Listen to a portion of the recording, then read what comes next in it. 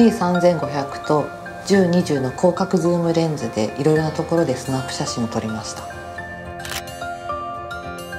マザー牧場で遊園地のエリアで撮影をしたんですけれども、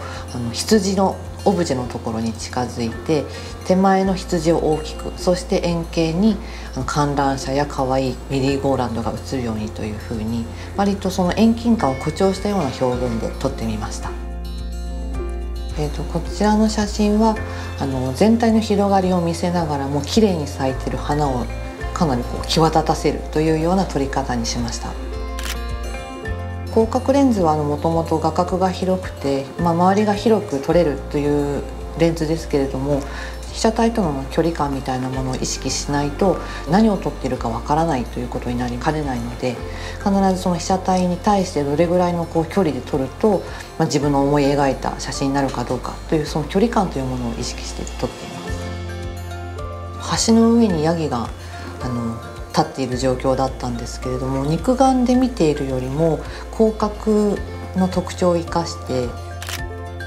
手前を大きく入れて、そうすると遠くにいるようにヤギが小さく映りますので、そのようにして非現実感のあるような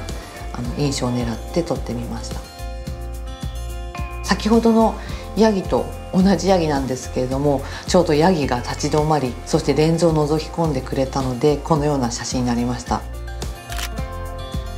広角ズームレンズだったので、さらにヤギの方から近づいてくれたこともあって、かなりユニークな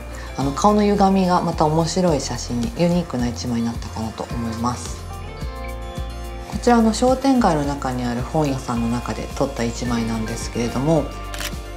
店内のいろいろな状況を一緒に撮りたいと思った時に、広角ズームレンズであれば広く入るということは間違いないんですけれども、液晶モニターの方を使って撮影しました。場面に応じてなんですけれども、やはり地面スレスレ、自分の顔すら邪魔になってしまうっていうぐらい低いアングルであったりとか、やはり場面に応じて使い分けてます。はい、この写真は商店街の雰囲気を撮ろうと思って撮った一枚なんですけれども、自分が撮ってみたいという印象をより強く出してくれるようなお店、今回はおしゃれな雰囲気にしたいというふうに思っていましたので、こちらの商店街でのれんもすごくデザイン的に目立つところを、手前に大きく入れて、そしてその背景になるべく、人物が入るようなタイミングを待って撮りました。この写真は豪徳寺にある三重塔を撮ったものなんですけれども、全体を写すということであれば、やはり水平垂直が狂ってしまったりバランスが崩れてしまうと写真自体に良さが感じられないので、まずは建物の中心にしっかり立つということと、シンメトリーにきちんと写すということで今回は狙いました。傾いてしまったなという時にはすぐ撮り直せば一番ベストなんですけれども、カメラの中の画像編集メニューというところに傾き補正というものがあるので、後から気づいた時にカメラ内で調整することもできます。 To retouch photos, press the playback button and display a picture you want to edit. Press the I button and select Retouch. Select Straighten.